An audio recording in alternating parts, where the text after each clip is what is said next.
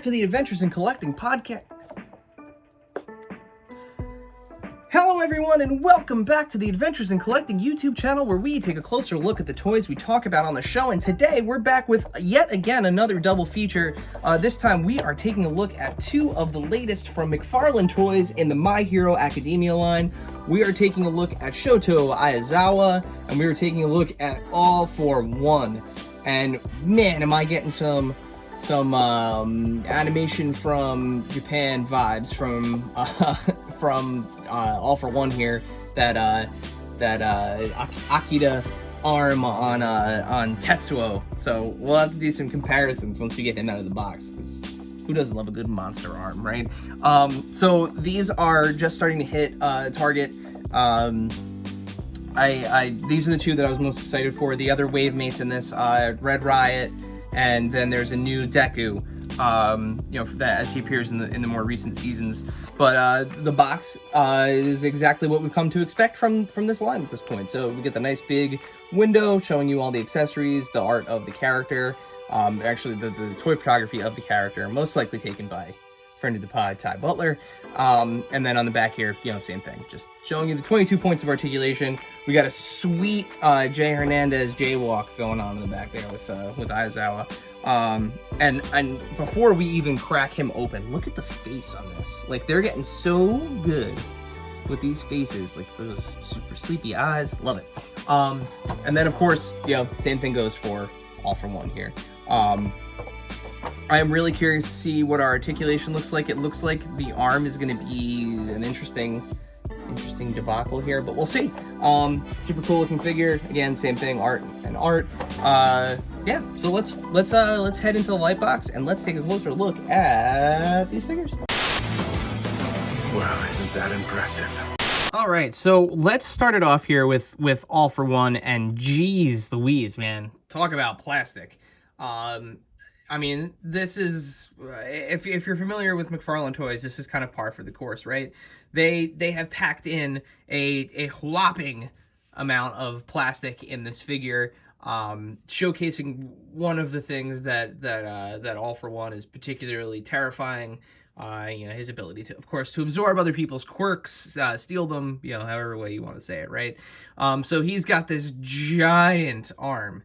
And let's jump straight into the paint and detail here. So, they did a fantastic job with, crafting this faceless character. I mean, it's a nice suited body. Even his non-powered up hand is kind of bulky, and like it looks, it looks imposing.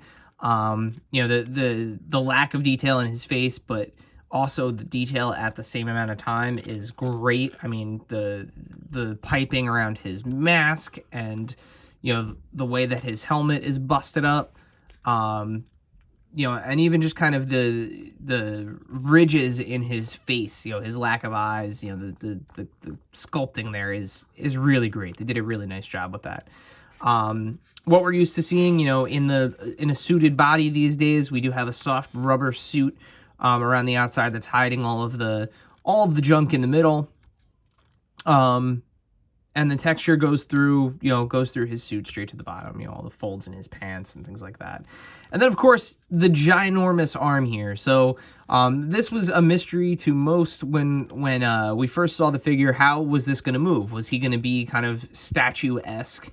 And the answer is no. You do get a surprising amount of movement out of it. So you can see pretty clearly the seam straight through the middle, and we'll transition here into articulation. This almost moves exactly like a 5 points of articulation fist. And I mean, it is just look at that. Look at the detail on the hand. I mean, it's ridiculous. It's like a baby hand. But even all of the fiber and the musculature in it, and the horns, and the stone pieces. I mean, it's everything, and it is a big arm. The thing that I find kind of neat about it is there is a little bit of a ball joint there. So I don't know if how much that's coming across, but you do get a little bit of movement out. I'm not pulling the arm off. I mean, it's there. Like, there is a little bit of a ball joint. This piece does, to a certain extent, rotate and swivel just a bit, enough to call it a point of articulation for sure.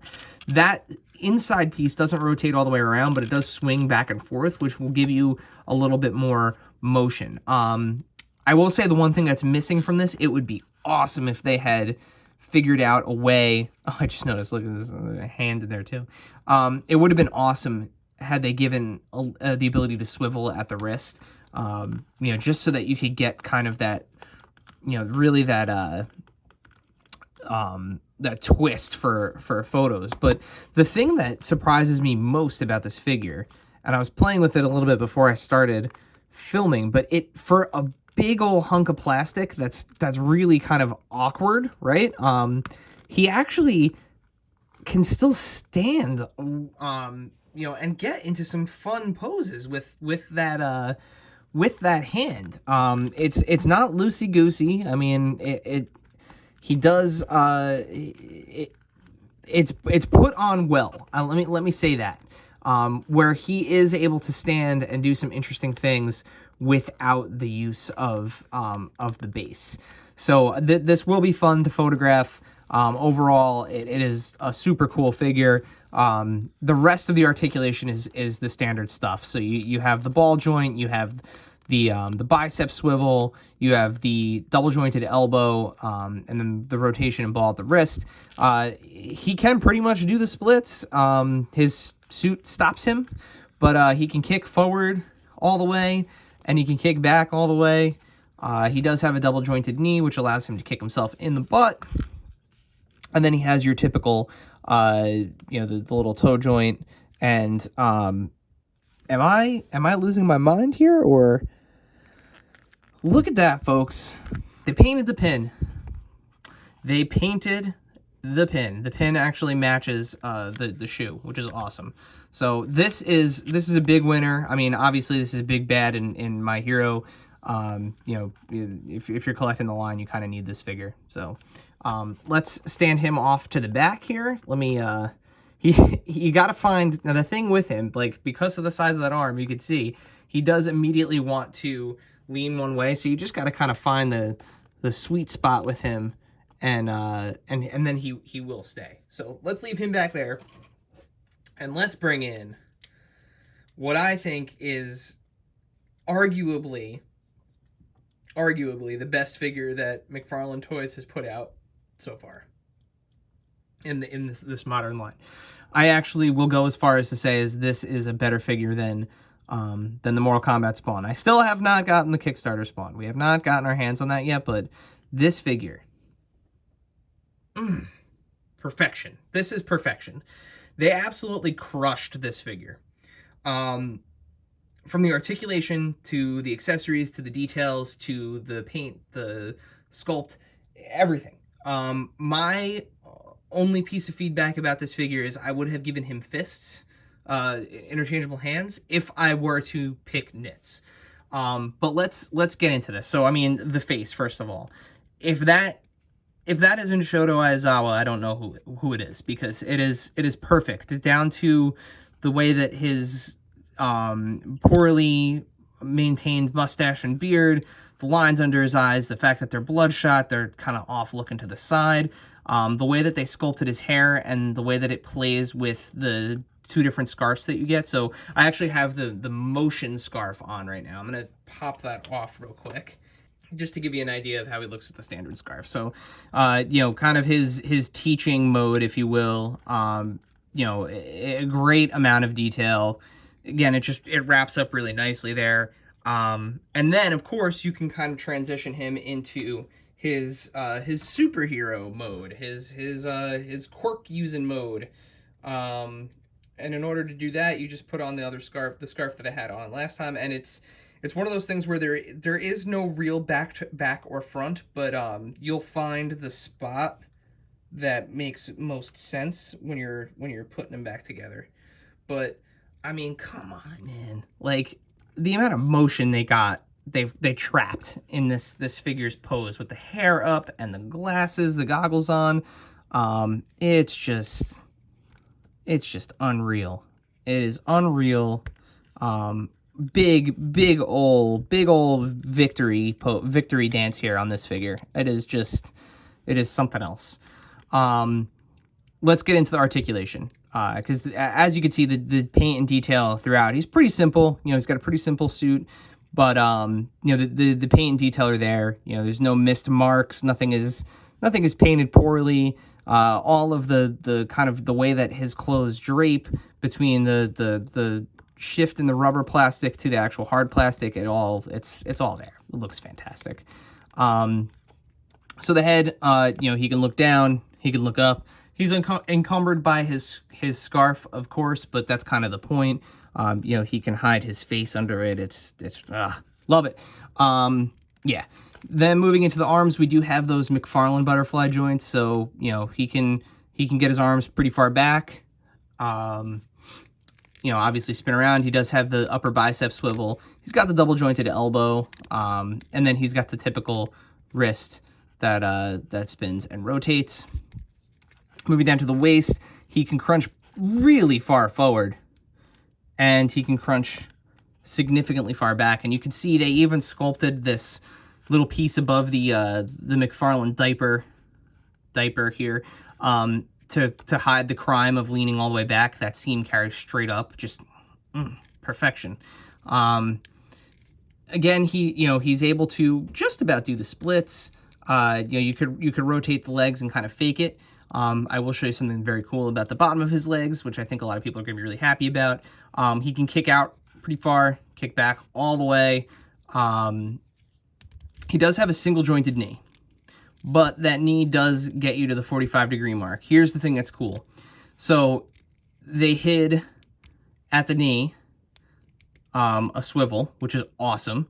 Then you have the ankle swivel. So you can really kind of orient his feet really well for, you know, on this figure. It's just, you can really get him into some great action poses. And then, of course, you have the swivel and the rotation at the ankle and then the toe joint. Now, on this one, whereas I praised All for One for having a painted pin, Aizawa does not. It is back to the silver pin. So I guess, yeah, if we're gonna nitpick, let's get some fists and let's get those pins painted, so that way it's not pulling us out of the figure when we're posing them, right?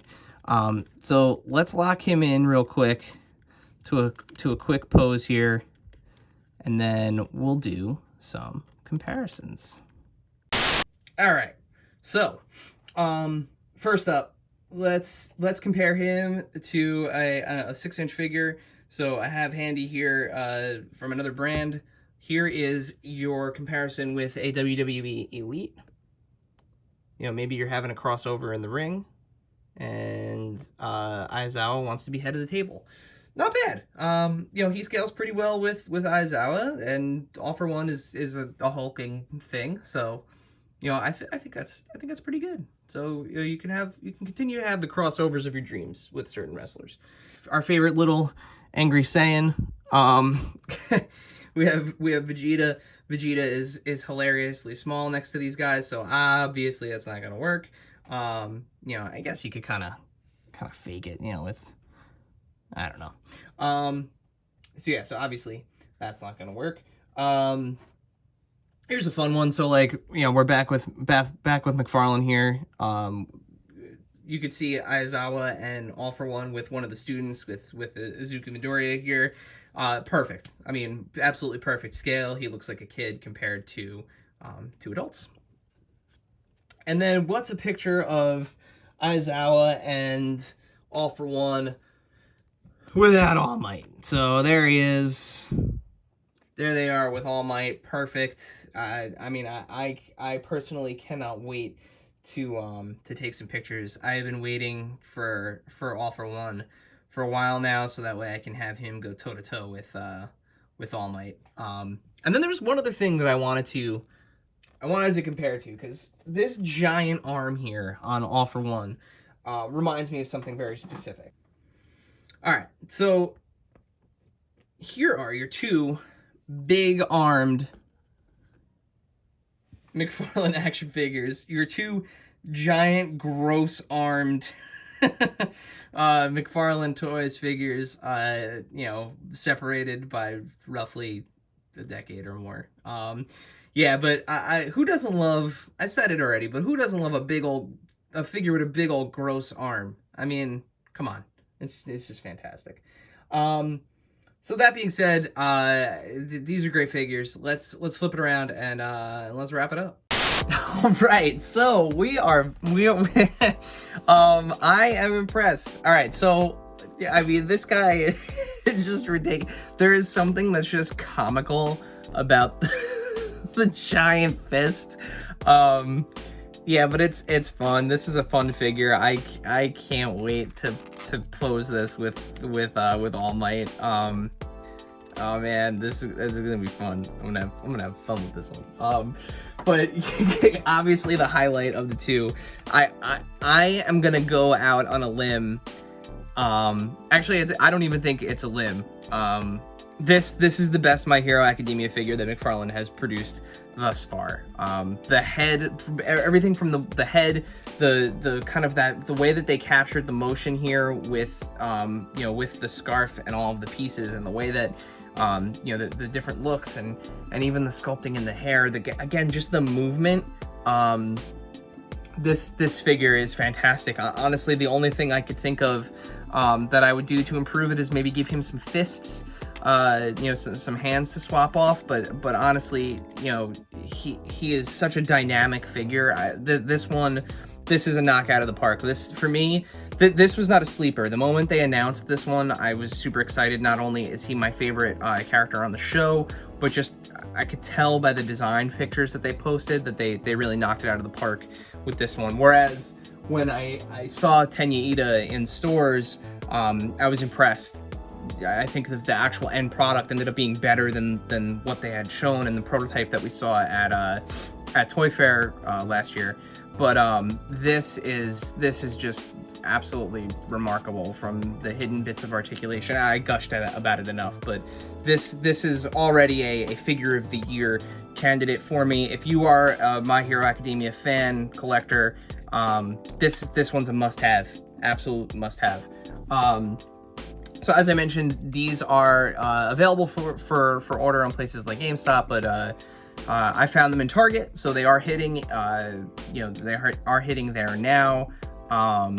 You know, definitely keep your eye out for especially this guy, Aizawa. Awesome. Well done, Team McFarlane. As always, make sure you hit that subscribe button down there so that way you don't miss videos like this. Hit the bell icon so that way you get that notification when we post at least one new video a week. While you're following things, make sure you're following us here at AIC_podcast on Instagram and Twitter, where we're constantly posting toy news, reviews, photography, highlighting other people's art, you know, everything that we can do to help find toys, show you where they're showing up, all those good things. So just make sure that you follow us there to stay on top of all of that. And then, of course, the podcast. So new episode every week now. So new episode every week.